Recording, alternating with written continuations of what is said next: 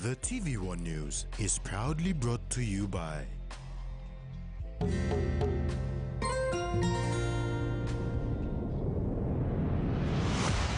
BSP, our bank, our people.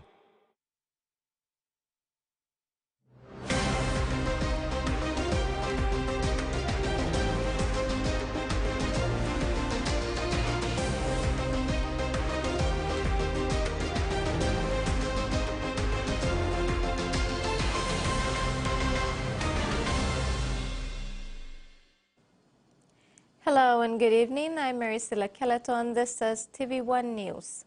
And I'm Rex Later. Join me later in the Bulletin for Sports.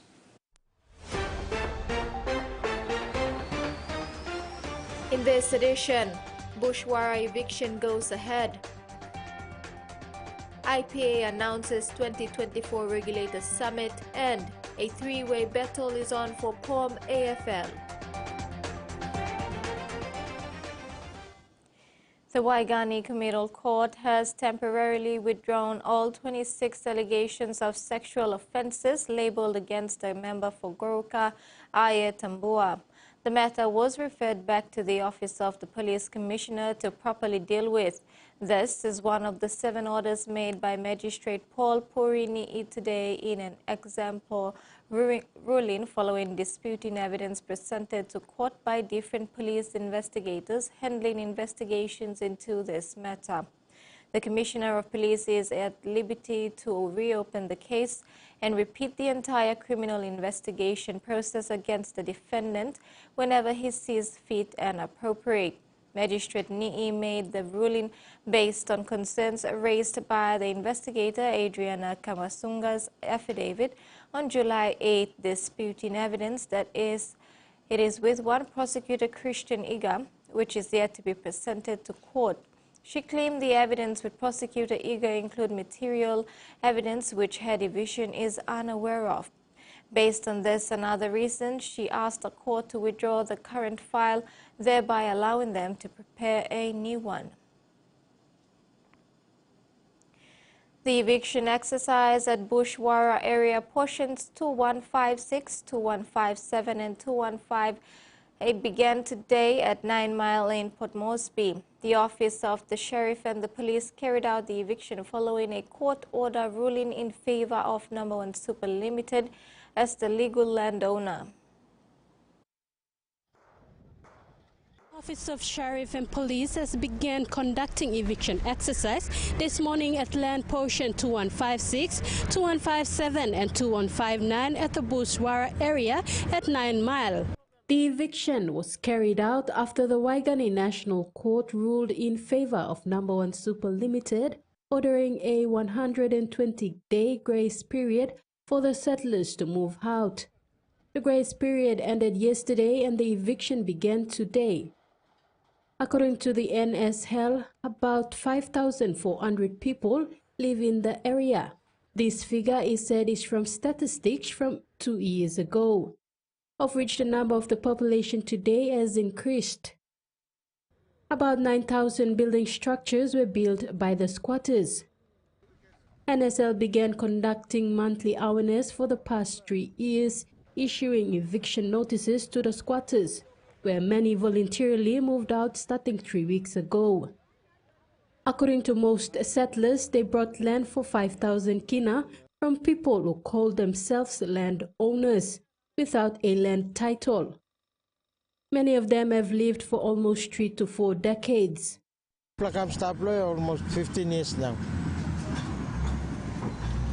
So now me planting ground blow me plant Islam plasta me buy na Hard now. Me come along here 2018. Stop go na me workman blow government too. But government no thingy me.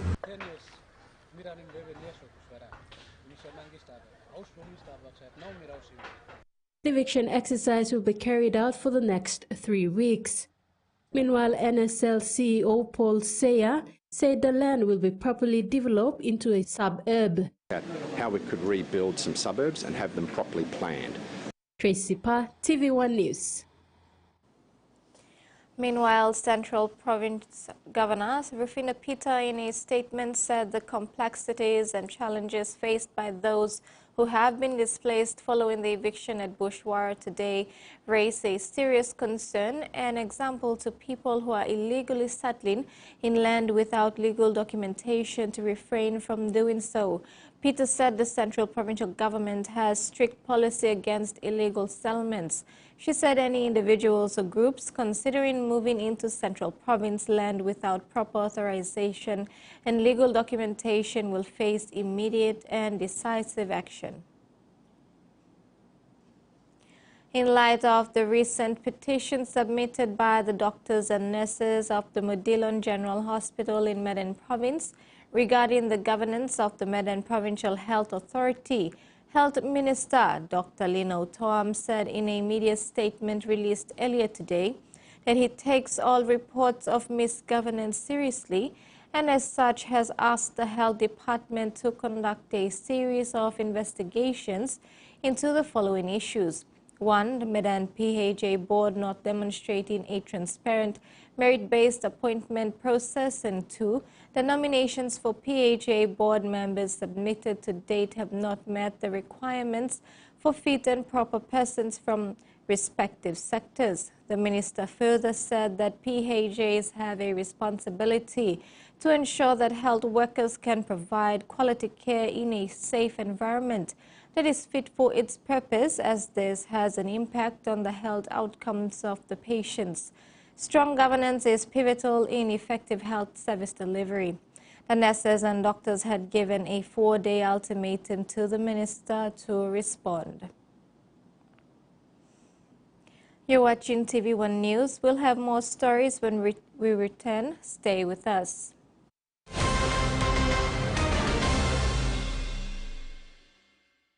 Experience a convenient and smarter way to do your banking with BSP Mobile Banking. You don't have to leave the office or your home to pay for bills. You can view your account balance, transfer funds, top up phone credits, or purchase Easy Pay units wherever you are.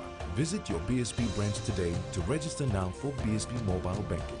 BSP Mobile Banking, the smarter way to bank. BSP, our bank, our people. He loves the Maroons. He loves the Blues. But there's one thing that brings everyone together. SB Laga, Bunyamyumi.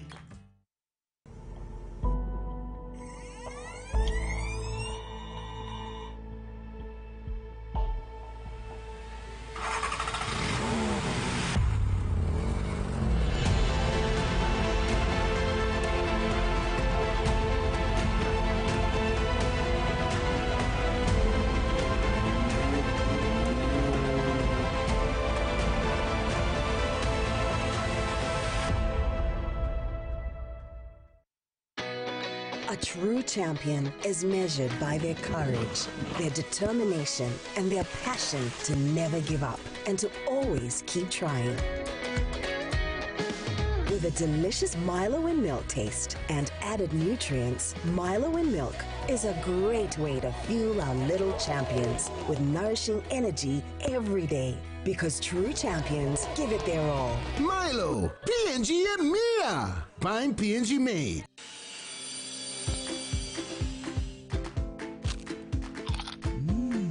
Right across the nation, we eat snacks crackers.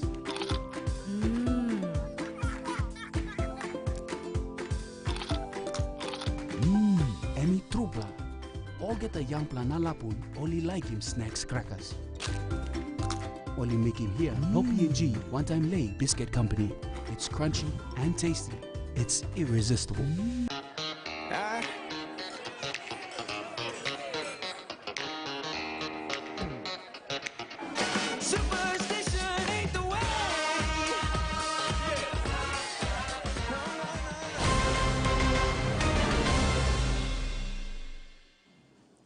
Welcome back. The Catholic Church in Yule Island, Central Province, celebrated 139 years of the arrival of the first missionaries on the island last week.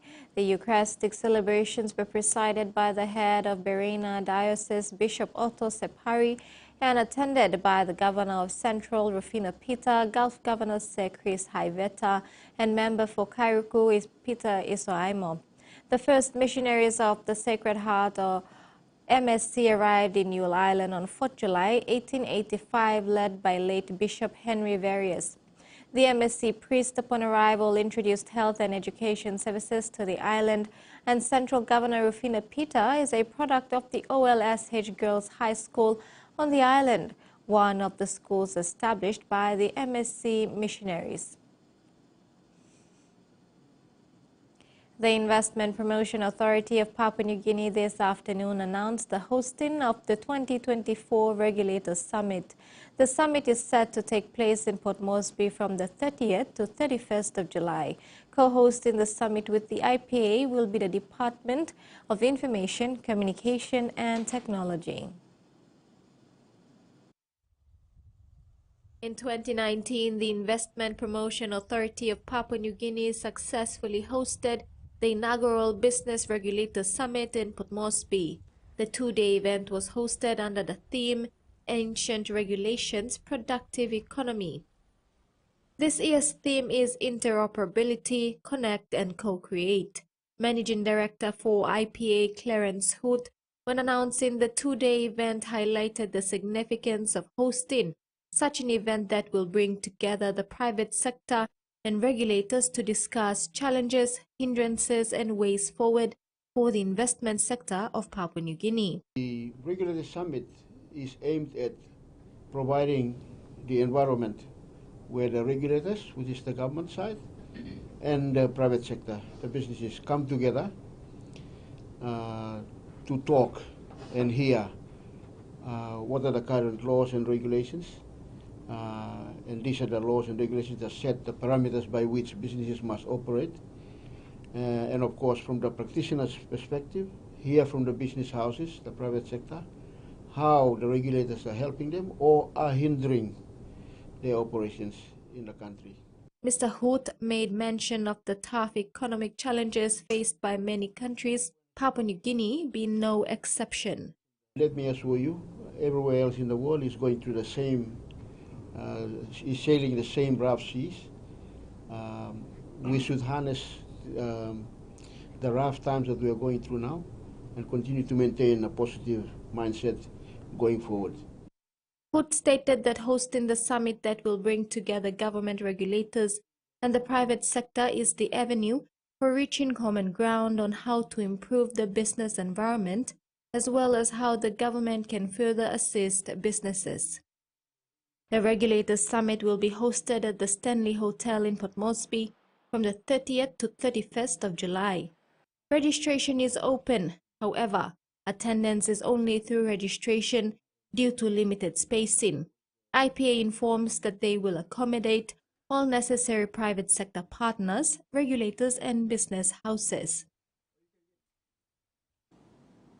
Furthermore, Mr. Hood elaborated that IPA is rolling out its annual provincial awareness program. IPA teams will be visiting selected districts and wards to conduct awareness and bring IPA services to those levels. Awareness has already been done in Biala, Ulamona, Noa in West New Britain, Bulolo and Wau in Morobe. Meantime, for this month, teams will be visiting Kiunga, Kainantu, Yonki and Buin. For 2021 up to last year, we covered almost the whole country, but mainly to the towns and cities. No, not to the rural areas. So now we are, instead of stopping in the towns, we will go further into the hinterland. And now the finance news. The kina closed lower at $0.2594 US in the interbank market. At Bank South Pacific, our kina was buying $0.2519 US, $0.3701 Australian dollars, $0.2250 euro, and 40.46 Japanese yen. Looking at commodity prices at New York close, gold, crude oil, and copper closed higher. Coffee, cocoa, and copper closed lower, while copper and palm oil closed the day unchanged. And on the stock market, the Dow Jones closed higher, ASX closed higher, and all ordinaries closed higher as well. And we'll have the news making headlines overseas after these messages. Stay with us.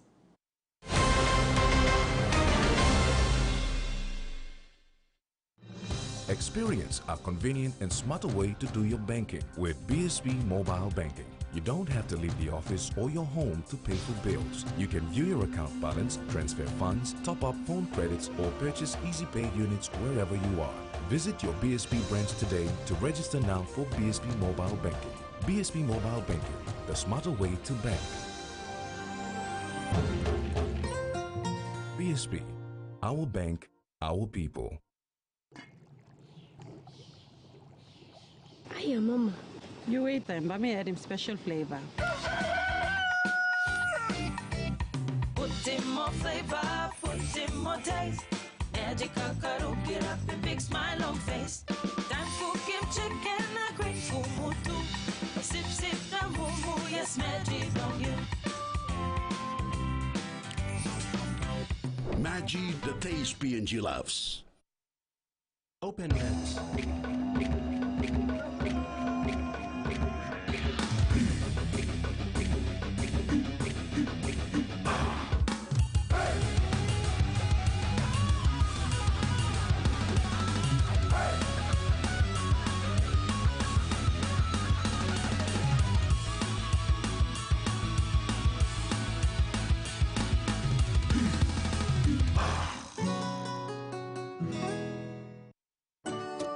When you're spending time with family,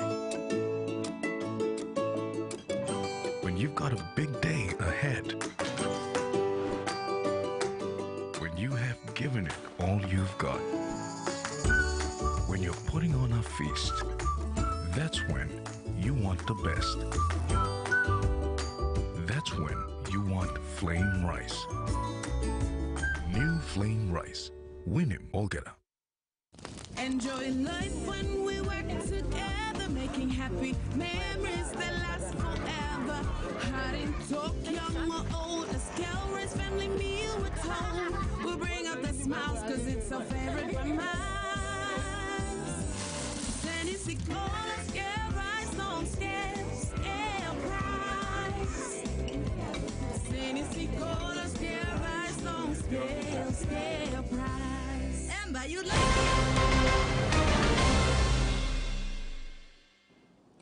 Welcome back. In regional news, PNG's sidelined Petroleum Minister Jimmy Maladina has pleaded not guilty to a domestic assault offense in a Sydney court. Maladina faced a Sydney court and pleaded not guilty to a domestic assault. He faces one count of assault occasioning actual bodily harm. He faced Waverley Local Court this morning, where his counsel, Margaret Cannon, SC, centered a plea of not guilty. The case was adjourned to next week, when a hearing date will be set. Maladina made no comment as he left court surrounded by Australian media. The Australian Federal Police has arrested a U.S. man charged with attempting to possess a substantial amount of methamphetamine. Man has been charged with trying to possess 250 kilograms of methamphetamine. Now, he was arrested at Sydney Olympic Park yesterday as part of a joint investigation between Australian Federal Police and United States Homeland Security investigations. A major investigation spanning these two countries and investigating the supply and importation of drugs into Sydney, suspected to be by an American-based drug organisation. And three people within the US have also been arrested in connection with this operation. Those people are based in LA, Massachusetts and New York. Now, AFP officers held a press conference in Sydney earlier today, and here's a bit of what they said about this major investigation. The AFP and its international law enforcement partners are committed to combating transnational organised crime groups. Drug syndicates inflict harm in every community they operate in.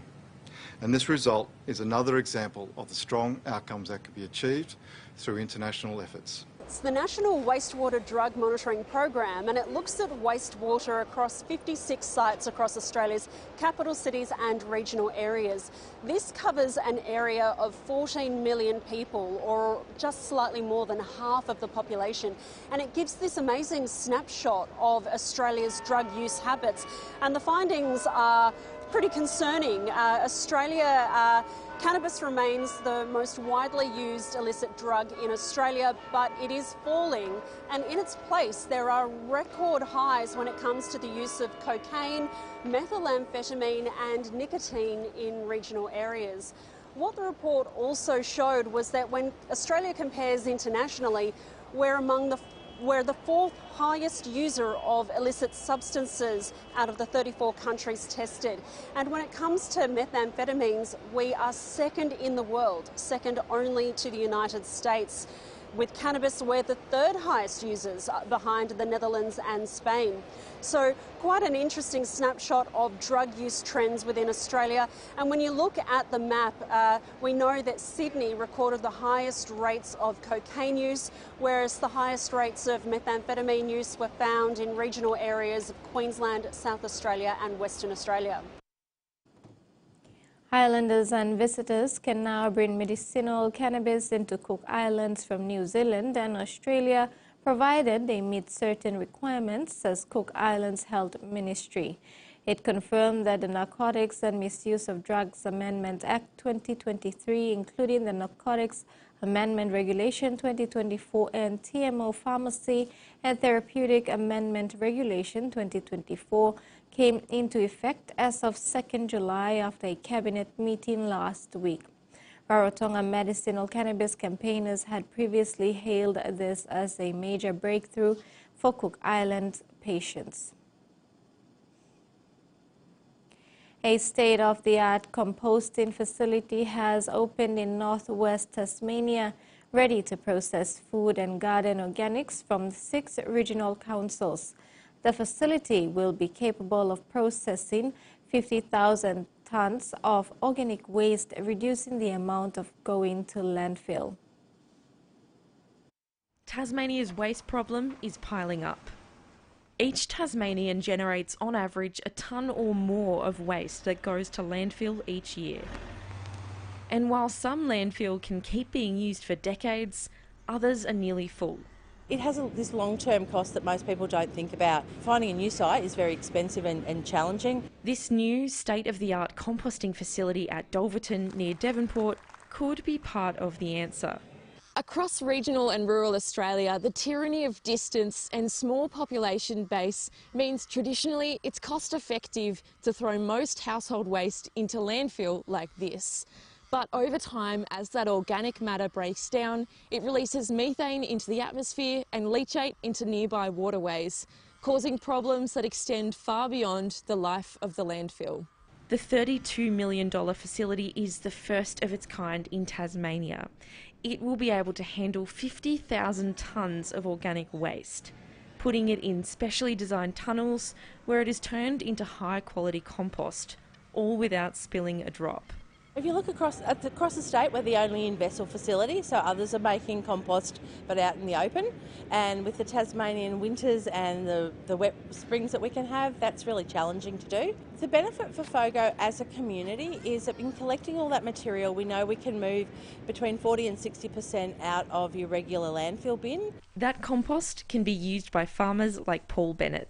Yeah, we've been here at Ashgrove been buying compost off Dulverton for over 10 years now. We use compost to build up the profile of the soil.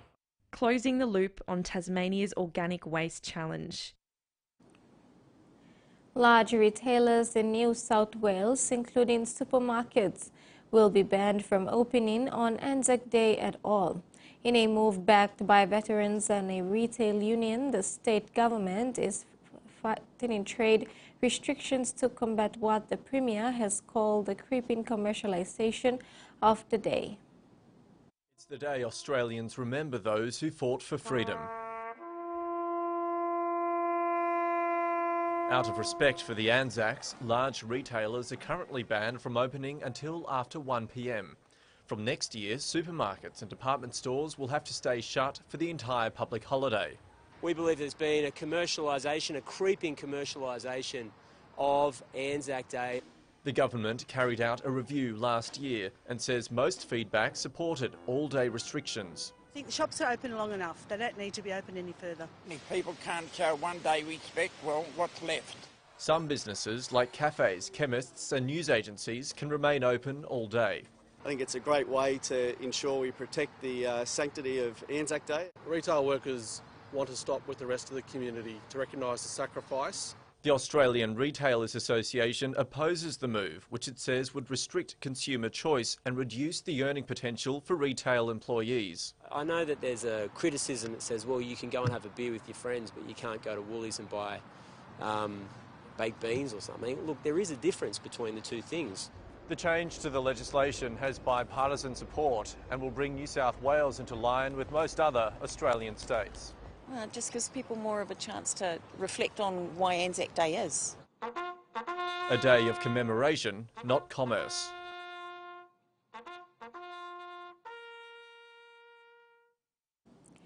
Deciding what you want to do for the rest of your life can be overwhelming, especially when you're just about to finish school. One Queensland program is giving teenage girls a first-hand experience of what their future could look like in the Air Force. These grueling exercises aren't just for fitness. There's some good push-ups there. There's some not so good push-ups. They're giving 16 young women the opportunity to see what it takes to have a career in the Air Force. Leading the program is Squadron Leader Catherine Humphreys, the first female and transgender individual to hold a combat role in the Royal Australian Air Force. Under research, we've found that people don't apply for jobs unless they can actually see themselves in those jobs or they've been exposed to those jobs. And particularly for young women, they don't really see themselves in these sort of roles unless they actually get this experience. Jenny Fan completed the program more than 7 years ago. I got to go on that camp not knowing exactly what I wanted to do, and 7 years later I'm in that exact role that I was exposed to. Over the past 10 years, the program has seen through more than 500 young women, giving them a bird's eye view of what their future career paths could look like. It's also given me the better idea of what I would actually end up doing when I joined. Being able to fly is just something you don't experience every day, and being part of this program, you get to see all sorts of flight, and it's a wonder. While some have a clear idea of their future paths, others are just hoping to wing it. I think I'll stay and probably do mechanics. Yeah. All logistics, we'll see. Back home, Sir Bob Dadai, Governor-General of Papua New Guinea, officially welcomed Zahid Chowdhury, the new High Commissioner of Pakistan, to Papua New Guinea. High Commissioner Chowdhury presented his letters of credence marking his appointment by the President of Pakistan at Government House this morning. In his address, High Commissioner Chowdhury highlighted the shared challenges faced by PNG and Pakistan, including the impacts of climate change and human resource development. He expressed Pakistan's awareness of PNG's efforts to implement sustainable development goals and pledged support for these initiatives. The High Commissioner proposed increased engagement with PNG universities, particularly in medicine, and the establishment of medical schools and pharmaceutical factories in PNG. The Governor-General welcomed these initiatives and called for both nations to explore further cooperation in areas such as trade, investment, promotion, and technical collaboration.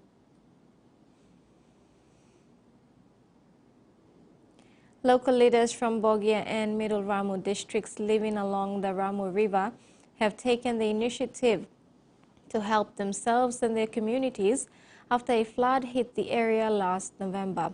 They have called on responsible authorities to step in and address the situation to provide relief support. As part of the humanitarian support, government and local MPs and the Provincial Disaster Office. Leo Ambura, Ward 25 Council member for Arabaka LLG in Middle Ramu, was unhappy with the lack of government support. Ambura said around 30,000 people living along the river have fallen victim to many infectious diseases and starvation. They also need new seedlings, cuttings of food crops to replant in their new gardens. They also need fresh water, medicines, cooking utensils, and clothes.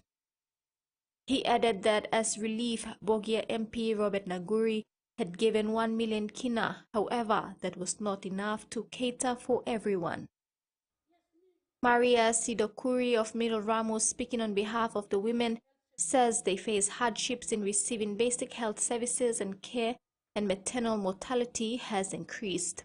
Lalau Kalus, the president of Arabaka LLG in Middle Ramu, is prompting the government for action now that it has been delayed for so long. Provincial Disaster Director Rudolph Mongali said the national government has released 1 million kina for the relief support. However, attempts to have funds released into their accounts have been unsuccessful. He has treasured to have trust funds opened so they provide immediate support. That ends the news segment. Over to you, Rex. Thanks, Maricela. Three-way battle in AFL, home AFL quarterfinals, and those stories and more after the break.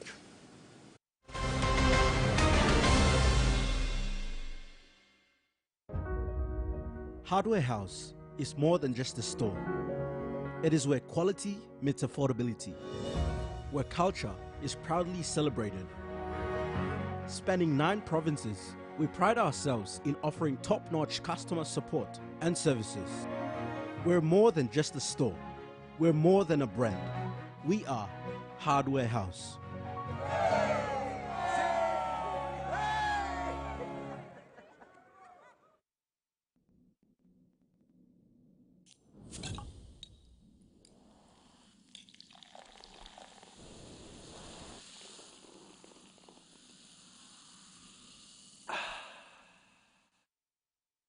Hi, I'm Chef Jules Hennau, and this is where my true inspiration for cooking started.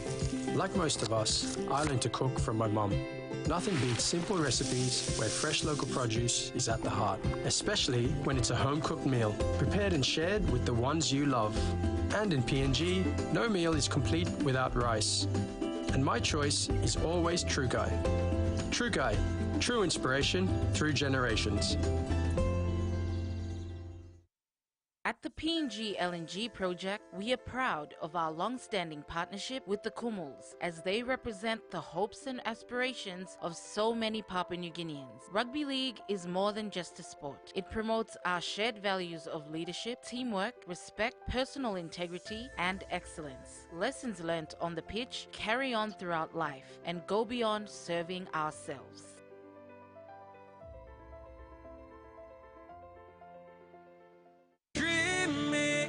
More than the life we've known, there is more to what the future holds. You me holy man, no walk one time. Oh, oh, oh, oh, oh, oh, oh, oh. We dare to believe in incredible things. Oh, oh, oh, oh, oh, oh, oh, oh. With money plus we're ready to go. Puts in a neat little grubber kick. They got the ball. They got to score. Oh, Kruger down the touchline. Wow. Shut the gate. It's going. Oh, Kruger is there. 4-try hero this afternoon.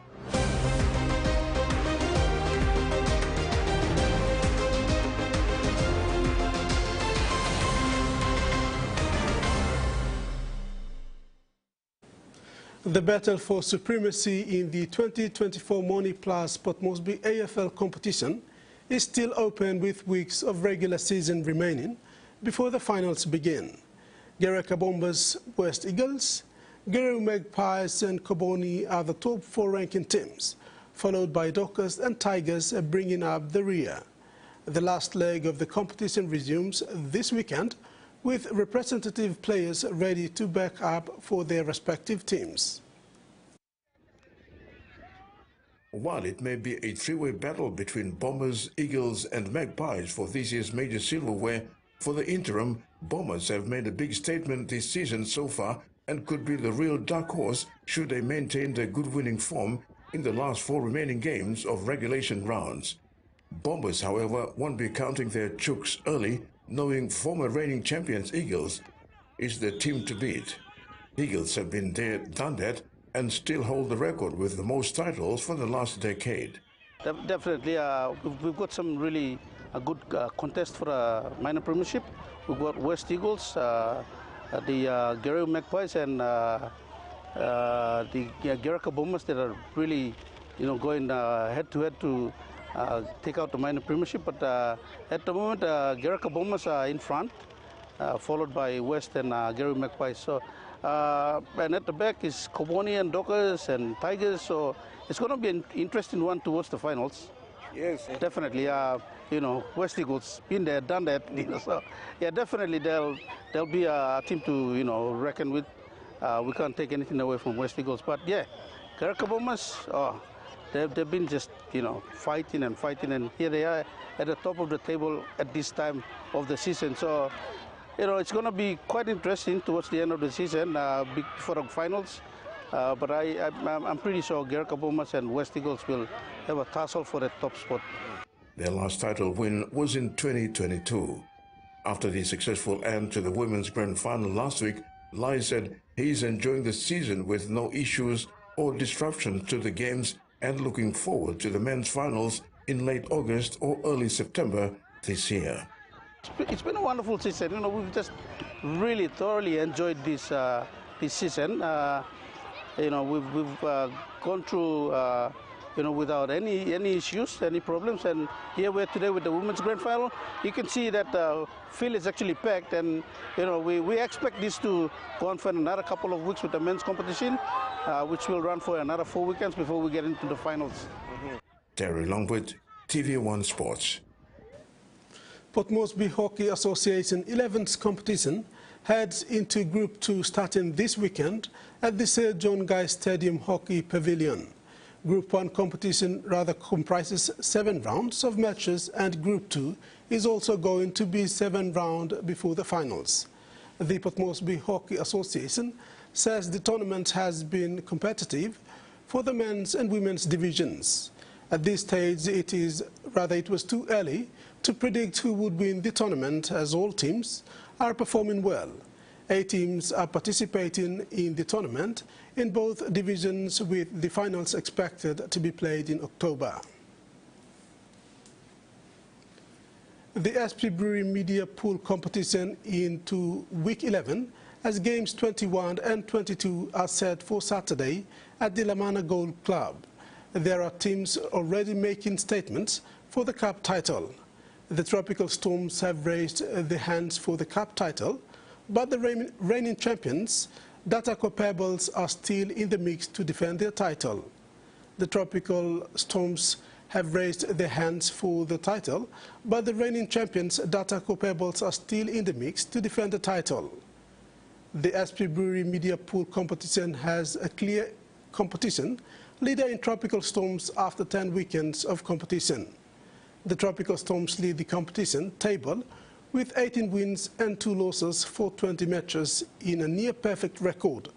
Reigning champions Dataco Pebbles is not far behind. They are 2 wins behind on the 4th place with 30 points, 14 wins and 16 losses. Pacific Dragons and Antkit are a 2nd and 3rd place respectively in the top 4 race. This weekend has some interesting matchups, headlined by competition leaders Tropical Storms against Chilis in Session 1 and Poinangu and Treglis in Session 4. Cricket PNG is hosting the ICC Umpire and Coaching Clinic in Port Moresby this weekend to upgrade umpiring and coaching to keep international standards. The clinic will be held by Master Tutor Mohamed Qureshi from Australia, assisted by East Asia Pacific Umpire Tutor Lakani Wara. Following an impressive ICC T20 World Cup campaign in the West Indies, Cricket PNG is taking a further step to upgrade cricket umpires through the Umpire and Coaching Clinic. East Asia Pacific Umpire Tutor Lakani Wara is anticipating a positive outcome from this clinic. He believes The clinic allows PNG umpires to be equal to umpires from other cricket-playing countries.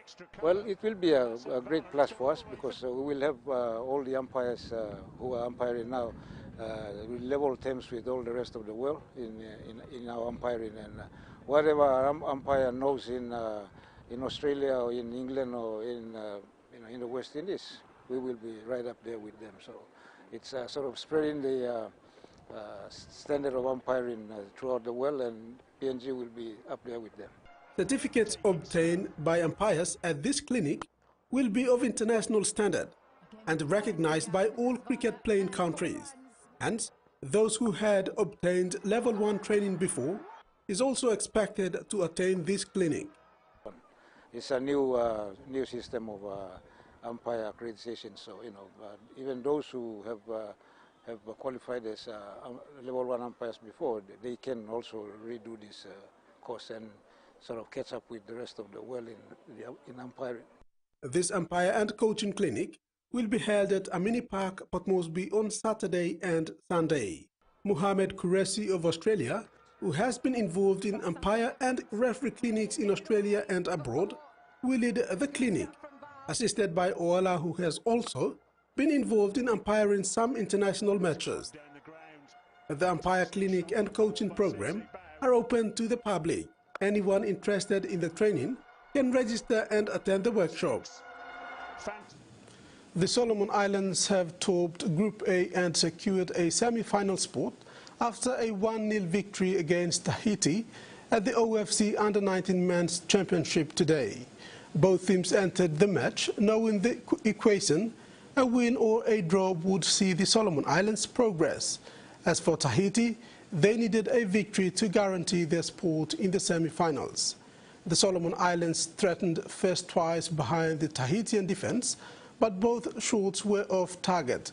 Today's result makes it 3 wins in a row for the Solomon Islands, who've managed to get through the groups without conceding a single goal. They now await results of tomorrow's Group B match to see who they play. Tahiti finished 3rd in the group and will take part in the 5th place playoff on Tuesday. In the other matches, Fiji trust Vanuatu to secure a resounding 6-1 victory and qualify for the semi-finals. The result puts Fiji on 6 points and at the top of Group A. New South Wales forward Liam Martin has declared he will not take a backward step amid a desperate Queensland attempt to contain the Blues enforcer. The Ed's forward ran rampant over the Maroons' defensive line in Game 2 demolition in Melbourne, with coach Billy Slater forced into a selection shake to prevent a repeat in next week's decider. Dragons forward Jaden Sewer has been dropped, with Kat Capel to start on the edge after being promoted to the starting side. Martin knows Capewell well from their time together at Penrith, but that doesn't mean he'll take it easy on his former teammate. Slater's decision to select Capewell in the starting side was seen as a sign of panic from many in New South Wales, with fans of both sides shocked the coach overlooked Titan star David Fifita for the 3rd straight match. Martin led the way as the Blues physically dominated their opponents in Game 2 to ensure star backs Rhys Walls and Daly Cherry Evans were never comfortable. New South Wales have been accused of bullying the Queenslanders, prompting a chorus of Maroons legends to urge the Callan squad to beat the Blues to the punch in the decider. The verbal bumps have prompted fears next week's match will erupt at a heaving Suncorp Stadium, with some predicting a throwback to heated contest of origins past. The Blues are focused on keeping 13 players on the field for the full 80 minutes, but Martin said there will be no repeat of the scenes in the 2022 decider when Burton found himself surrounded by 4 Queensland players. The Blues held an open training session at the Blue Mountain Grammar School on Wednesday morning with around 1,000 fans watching the team train. Centre Bradman Best warmed up on his own and was an observer for most of the session as he continued to nurse a hamstring complaint. Best was clear of a serious injury after scans on Monday, and the Blues remain confident he will be fit to play next week. Terry Longwood, TV1 Sports. And that wraps up the sports segment. Medicinal. Thanks, Rex. We'll now have the weather forecast.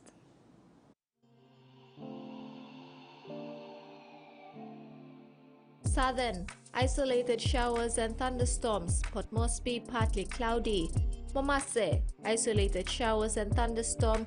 Ley, mostly fine to partly cloudy.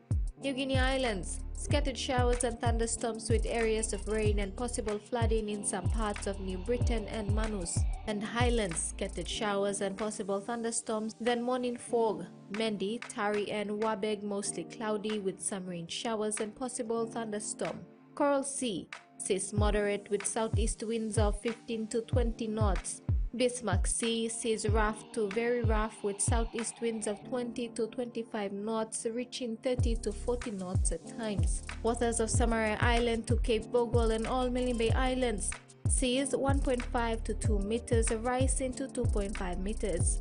Waters of Finchafan through Vithia Strait to CSA Long Islands to Karkar Island, seas 1 to 2 meters, rising to 4 meters along gale warning areas. And waters of West New Britain, seas 1.5 to 2 meters, rising to 3 to 4 meters along gale warning areas.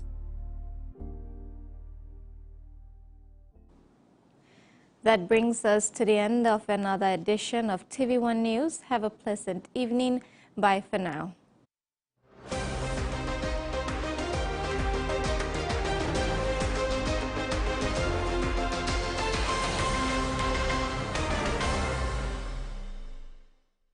The TV1 News was proudly brought to you by